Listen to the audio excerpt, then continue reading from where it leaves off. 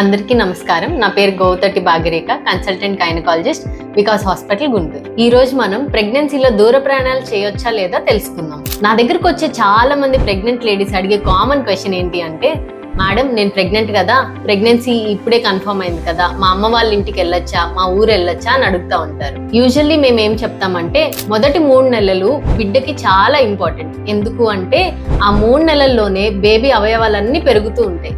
So ఆ టైంలో ఏ చిన్న డిస్టర్బెన్స్ వచ్చినా ఆ బేబీ గ్రోత్ మొత్తాన్ని ఎఫెక్ట్ చేస్తుంది. సో మొదటి 3 నెలలు ఏ ప్రయాణాలు పెట్టుకోకపోవడమే మంచిది. ఒకవేళ మేము ఖచ్చితంగా వెళ్ళాలి అనుకుంటే మీరు వెళ్ళాల్సిన టైం 4వ నెల నుంచి 7వ నెల లోపు వెళ్ళొచ్చు.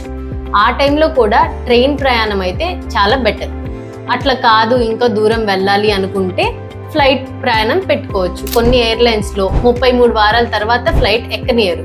సో అది చూసుకోండి. మళ్ళీ 7 నుంచి మీ డెలివరీ టైం దగ్గర పడే వరకు డెలివరీ టైంలో ప్రయాణం చేయకపోవడమే మంచిది. ఎందుకంటే అది చాలా సెన్సిటివ్ పీరియడ్ కాబట్టి ఆ టైంలో ఏ ఇబ్బంది వచ్చినా మీ బేబీని ఎఫెక్ట్ చేస్తుంది. సో ఈ ప్రెగ్నెన్సీ టైం మొత్తంలో మీరు జాగ్రత్తగా ఉండి ప్రయాణాలు ఎంత తగ్గించుకుంటే అంత మంచిది.